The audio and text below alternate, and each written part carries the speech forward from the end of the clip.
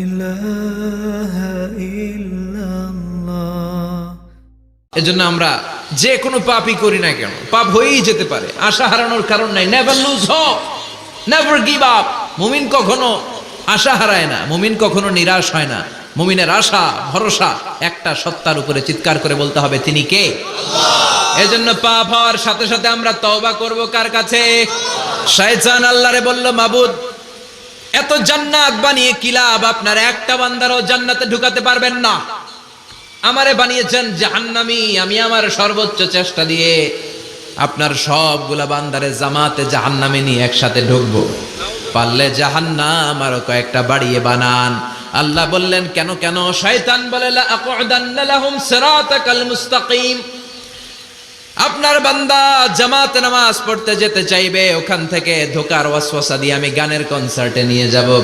তাফসির মাহফিলে কোরআন শুনতে যেতে চাইবে, ধোকা দিয়ে আমি মদের আড্ডাখানায় নিয়ে যাব। ওয়ালা তাজিদু আকসারাহুম শাকিরিন। একটারেও জান্নাতে ঢুকাতে পারবেন না। চ্যালেঞ্জ দিলাম। আল্লাহ বলল, শয়তান তুই আমারে চ্যালেঞ্জ দেস?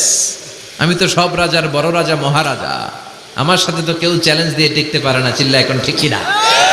শয়তান তুই চ্যালেঞ্জ দিলি, আমিও তোর চ্যালেঞ্জ নিলাম। ওয়া ইজ্জতি ওয়া জালালি ওয়া ইরতিফাই মাকানি। আমার ইজ্জতের কসম, আমার জালালিয়াতের কসম, আমার মহানত্বের কসম, আমার ক্ষমতা আর দাপটের কসম, আজীবন আমার বান্দা গুনাহ করবে, পাপ করবে, অন্যায় করবে, কোন এক তাফসির মাহফিলে এসে চোখের পানি ছেড়ে যখন ক্ষমা চাইবে, আমি জীবনের সব গুনাহ মাফ করে দেব। আমি আমার বান্দার জীবনের সব গুনাহ মাফ করে দিয়ে জান্নাতে ঢুকায় দেব। তখন তুই কি করবি? লাগফিরান্না লাহুম মা দামু ইস্তাগফিরুনি। যতক্ষণ আমার বান্দা আমার কাছে ক্ষমা চাইবে, আমি আমার বান্দার জীবনের সব গুনাহ মাফ করে দেব। সুবহানাল্লাহ পড়ে। এজন্য রব্বুল আলামিন বলেন, ইয়া আইয়ুহাল্লাযীনা আমানু তুবু ইলাল্লাহি তাওবাতান নাসুহা। তওবার মতো তওবা করো। তওবার মতো তওবা করলে যত বড় অন্যায় হোক, পাপ হোক, গুনাহ হোক, সব গুনাহ মাফ করে দিতে পারে কে? আল্লাহ। সাইয়েদনা আদম আলাইহিস সালাম ভুল করলেন, শত শত বছর কাঁদলেন। আল্লাহ বললেন, ও আদম, কিছু বাক্য তোমারে শিখিয়ে দে, এই বাক্য দিয়ে তুমি আমার কাছে তওবা করো, তোমার তওবা কবুল করে নেব। সাইয়েদনা আদম বললেন, রব্বানা, পড়েন, রব্বানা যালামনা আনফুসানা ওয়া ইল্লাম তাগফির লানা ওয়া তারহামনা লানাকুনান্না মিনাল খাসিরিন। ও আল্লাহ, আমি জুলুম করেছি নফসের উপর, ভুল করেছি, অন্যায় করেছি, অপরাধ করেছি। আপনি যদি ক্ষমা না করেন আমি শেষ হয়ে যাব। লানাকুনান্না মিনাল খাসিরিন, আমি ক্ষতিগ্রস্তদের মধ্যে শামিল হয়ে যাব। ঠিক কি না? এই আয়াত দিয়ে, এই দোয়া দিয়ে যখন সাইয়েদনা আদম তাওবা করলেন, মুহূর্তেই তাওবা কবুল করে নিয়েছে কে? আল্লাহ। আমরাও যদি পাপ করি, অন্যায় করি, আমাদেরও পাপগুলো মোচন করার একজন আছে না নাই? তিনি গাফিরিয যাম কাবিলিত তাওব। ওনার কাজই হচ্ছে গুনাহ মাফ করা। শয়তানের কাজ ওয়াসওয়াসা দেওয়া, আমাদের কাজ পাপ করা, ওনার কাজ মাফ করা। আল্লাহ ডেকে বলে, গোলাম তোরা যদি পাপ না করতি আর বারবার মাফ না চাইতি, তাহলে তোদেরকে ধ্বংস করে দিয়ে জমিনের বুকে এমন একটা জাতি আমি বানাতাম যারা পাপ করতো আর মাফ চাইতো, আর আমি মাফ করতাম। সুবহানাল্লাহ পড়েন। মাফ করতে আল্লাহর বড্ড ভাল লাগে, চোখের পানি দেখতে আল্লাহর বড্ড ভাল লাগে। কায়মনো বাক্যে কেউ দোয়া করছে, এই দৃশ্য দেখতে আল্লাহর ভালো লাগে। চিল্লায় বলেন সুবহানাল্লাহ। এজন্য পাপ আমাদের যত বড় হোক, আমাদের জন্য মাফ আছে না নাই? এজন্য যত পাপ, যত অন্যায় আমরা করি না কেন, আমাদের এই পাপগুলো, অন্যায়গুলো ক্ষমা করার একজন আছে না নাই? তিনি কে? এজন্য সব সময় তওবা করতে রাজি আছেন তো? প্রতিদিন শত শতবার তওবা করতে রাজি আছেন? প্রতিদিন শত শতবার ইস্তেগফার পড়তে রাজি আছেন? বিশ্বনবী প্রতিদিন 70 বারেরও বেশি ইস্তেগফার করতেন। শুধু টয়লেটে যে মুহূর্তে থাকতেন ওই মুহূর্তে পড়তেন না। টয়লেটে ঢুকার মুহূর্তে বিশ্বনবী ইস্তেগফার পড়তে পারতেন না, তাই টয়লেট থেকে বেরোয়েই তিনি ইস্তেগফার পড়তেন। তিনি পড়তেন গফরানাক। কি পড়তেন? গফরানাক মানে হলো আস্তাগফিরুল্লাহ। গফরানাক মানে কি? গফরানাক মানে আল্লাহ আমি আপনার ক্ষমা চাই, মানে আস্তাগফিরুল্লাহ।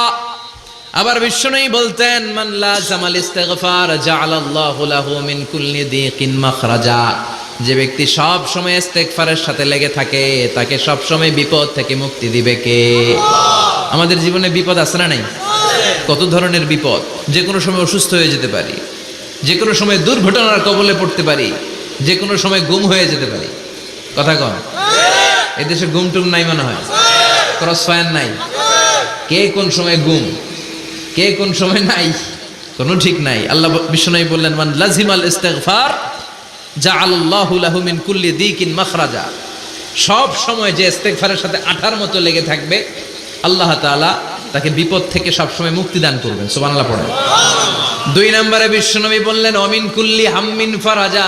ওই ব্যক্তিকে রব্বুল আলামিন সব ধরনের দুশ্চিন্তা থেকে মুক্তি দিয়ে দিবেন। আমাদের জীবনে দুশ্চিন্তা আছে না নাই? টেনশন নাই কার কার? হাত তোলেন তো। যে হুজুর আমার কোনো টেনশন নাই। আপনার টেনশন নাই, মাশাআল্লাহ। আমার সাথে দেখা করবেন আলোচনার পর। টেনশন ছাড়া মানুষ আছে?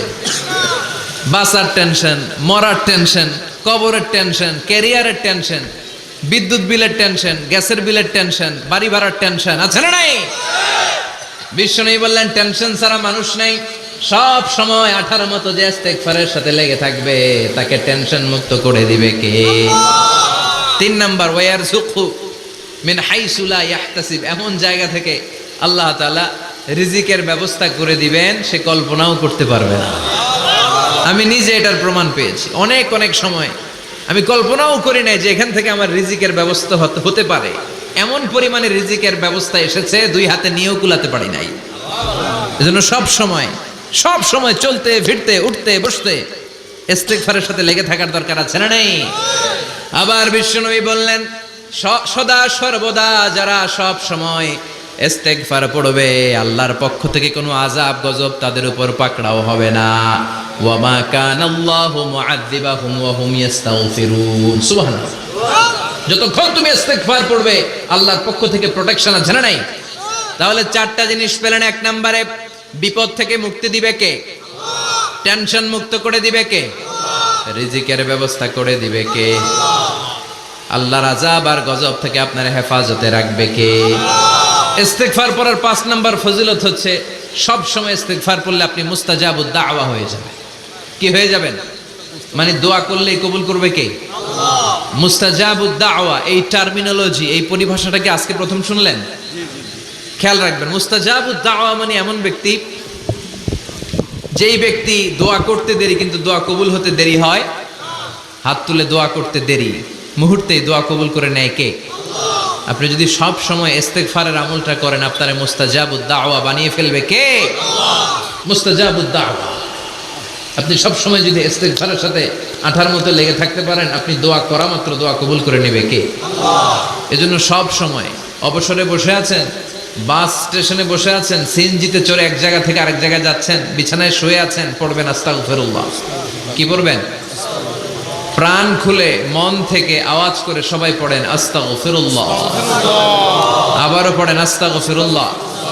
চিল্লায় পড়েন আস্তাগফিরুল্লাহ। আবার বিশ্বনবী বললেন, যে ব্যক্তি পড়বে আস্তাগফিরুল্লাহ আল্লাযী লা ইলাহা ইল্লা হুয়াল হাইয়ুল কাইয়্যুম ওয়া আতুবু ইলাইহি, যুদ্ধের ময়দান থেকে যদি কেউ পালিয়ে যায়, তার কোনো মাফ নাই। এটা অনেক বড় কবিরা গুনাহ। আত-তাওয়াল্লি মিন ইয়াউমিজ যাহফ, যুদ্ধের ময়দান থেকে পালালে ওর কোনো মাফ নাই। বিশ্বনবী বলেন, যুদ্ধের ময়দান থেকে পালিয়ে এসেছে কোনো মুসলিম সৈনিক, সেও যদি এই আস্তাগফিরুল্লাহ আল্লাযী লা ইলাহা ইল্লা হুয়াল হাইয়ুল কাইয়্যুম ওয়া আতুবু ইলাইহি মন থেকে পড়ে, তার জীবনের গুনাহ আল্লাহ মাফ করে দিবে। আবার সাইয়েদনা আবু বকর, সহিহ বুখারীর বর্ণনা, বিশ্বনবীরে বললেন, ইয়া রাসূলুল্লাহ আল্লিমনি দুআআন আদউ বিহি ফি সালাতি। ও নবী, আপনি আমারে এমন একটা দোয়া শিক্ষা দেন, যেই দোয়াটা আমি নামাজের মধ্যে করব। বিশ্বনবী বললেন, তুমি নামাজের মধ্যে পড়ো, আল্লাহুম্মা ইন্নী যালামতু নাফসি যুলমান কাসীরা ওয়ালা ইয়াগফিরুয যুনুবা ইল্লা আনতা ফাগফির লি মাগফিরাতাম মিন ইনদিকা ইন্নাকা আনতাল গফুরুর রহিম। সুবহানাল্লাহ। এটার আমরা বলি দোয়ায়ে মাসুরা। এটাও একটা ইস্তিগফার। যেখানেই ক্ষমা চাওয়ার কথা আছে, ওইটাই ইস্তিগফার। বুঝতে পেরেছেন? আল্লাহুম্মা ইন্নী যালামতু নাফসি, ও আল্লাহ অনেক জুলুম করেছি, যুলমান কাসীরা, জুলুমের শেষ নাই। ওয়ালা ইয়াগফিরুয যুনুবা ইল্লা আনতা, আপনি ছাড়া এই জুলুম আর পাপ ক্ষমা করার কেউ নাই। ফাগফিরলি মাগফিরাতাম মিন ইনদিক, নিজ গুণে আমার গুনাহ ক্ষমা করে দেন। ওয়ালা ইয়াগফিরুয যুনুবা ইল্লা আনতা, আপনি ছাড়া গুনাহ ক্ষমা করার দ্বিতীয় কেউ নাই। আমাদের পাপ ক্ষমা করার আর কোনো সত্তা আছে? চিল্লায় বলেন আছে?